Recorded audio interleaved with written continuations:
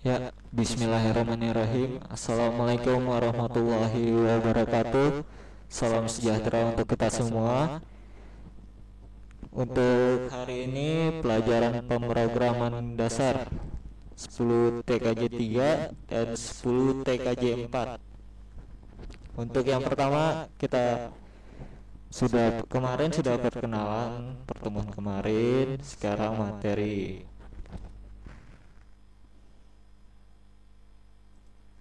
Nah, materi pertama di pemrograman dasar, algoritma dan pemrograman. Jadi di kompetensi dasar pertama itu kita akan mempelajari tentang algoritma dan pemrograman.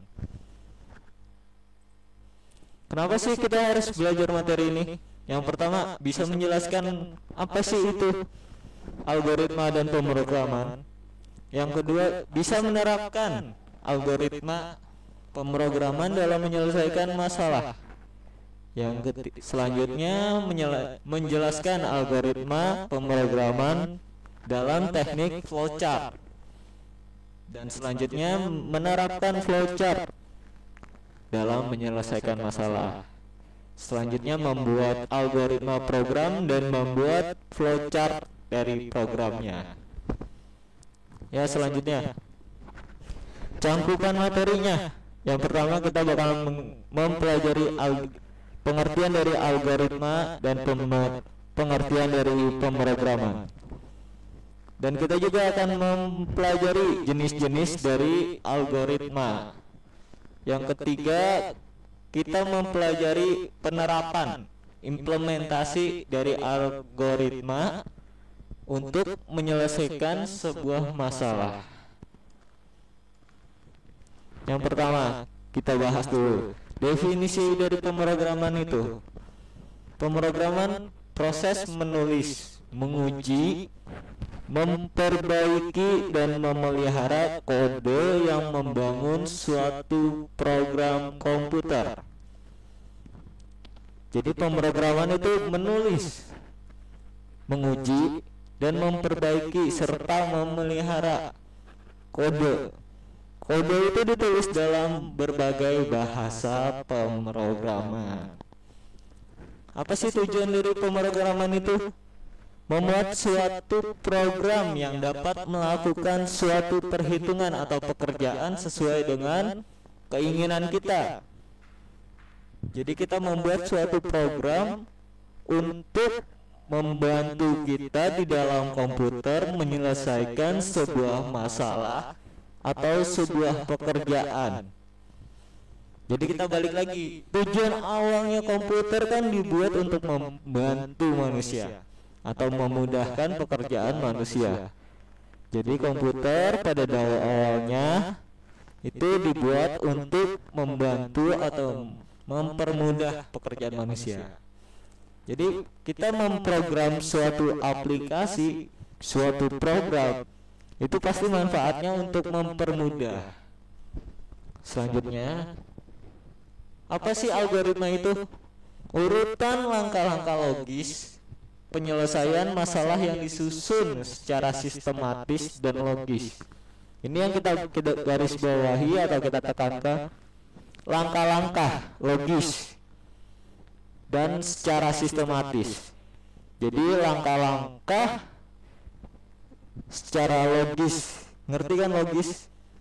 Yang masuk akal, yang apa ya? Yang sesuai atau sesuai fakta logis itu untuk menyelesaikan sebuah masalah. Langkah-langkah tersebut disusun secara sistematis. Jadi langkah-langkahnya dibuat secara sistematis dan harus logis, harus sesuai untuk menyelesaikan masalah-masalah.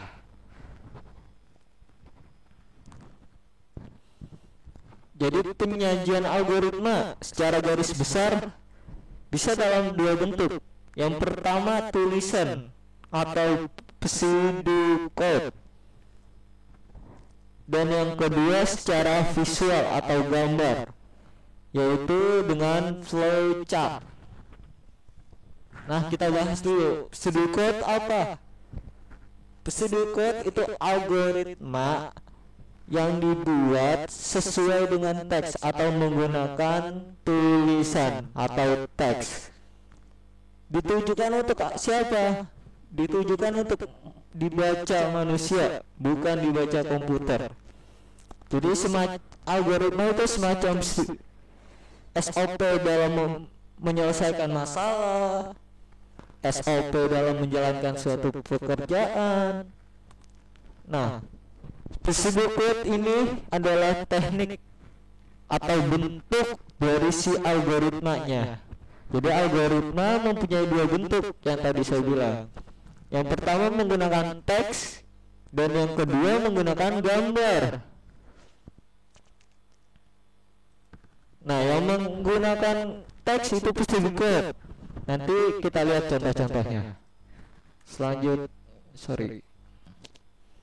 Nah, ini contohnya. Kita lihat contoh yang pertama. Itu tentang membuka atau mengirim pesan menggunakan WhatsApp. Pertama, mulai. Ambil handphone, nyalakan handphone, buka aplikasi WhatsApp jika sudah terinstall. Jika belum, silakan download aplikasinya. Nah, itu contoh dari algoritma juga yang dalam jenis pseudocode. Jadi algoritma susunan operator atau langkah-langkah dalam kita menjalankan sebuah pekerjaan, atau langkah-langkah dalam kita menyelesaikan sebuah masalah. Secara gampangnya dibilang gitu. Nah, pseudocode ini menggunakan teks. Jadi kita membuat susunan langkahnya, kita membuatnya sesuai dengan teks. Nanti beda lagi kalau kita menggunakan flowchart. Nah, yang contoh selanjutnya, masukkan panjang, masukkan lebar. Nilai luas adalah panjang kali lebar. Nah, itu contoh pseudocode dalam rumus bangun datar. Selanjutnya, nah ini contoh pseudocode algoritma untuk menampilkan 8 bilangan Fibonacci. Nah, ini bentuk algoritma jenis pseudocode untuk membuat suatu logika program. Jadi yang tadi contoh awal adalah secara contoh dari kehidupan sehari-hari kita, algoritma itu seperti itu. Dan ini adalah contoh kalau diterapkan dalam membuat program seperti itu. Nah, selanjutnya flowchart atau bagan alir.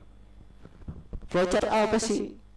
Gambar atau bagan yang memperlihatkan urutan dan hubungan antara proses beserta pernyataan.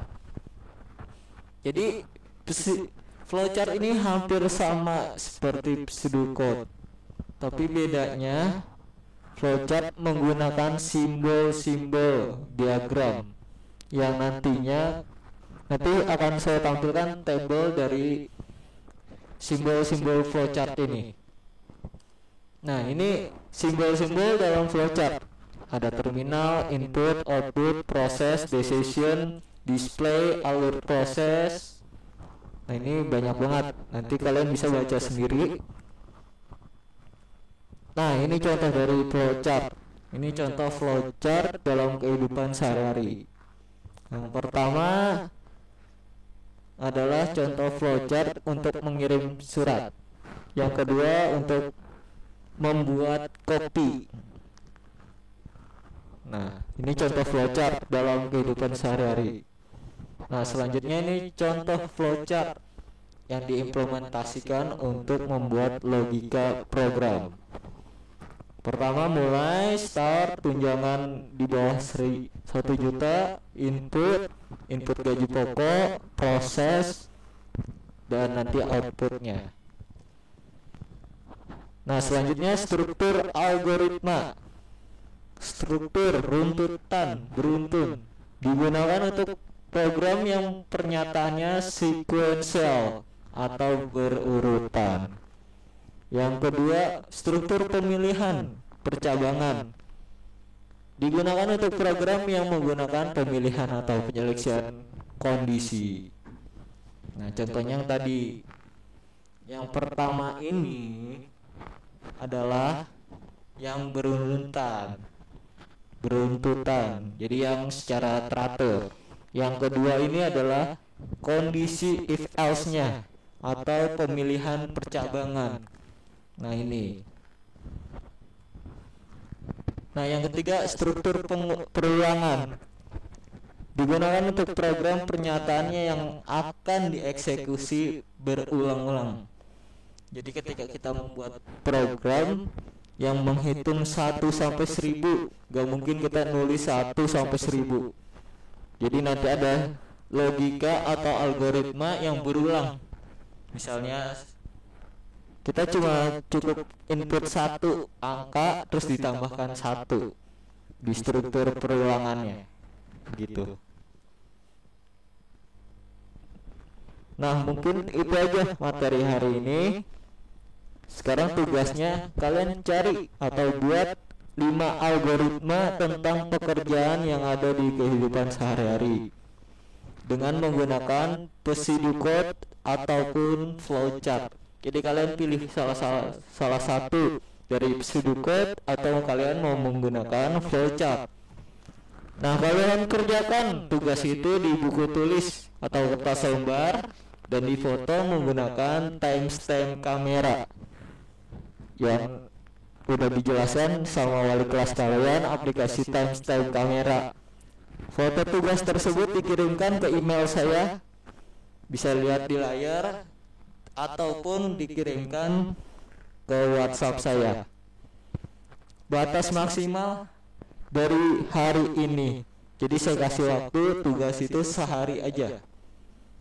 Oke. Mungkin itu aja untuk pertemuan kali ini. Kurang lebihnya saya mohon maaf. Saya Heri.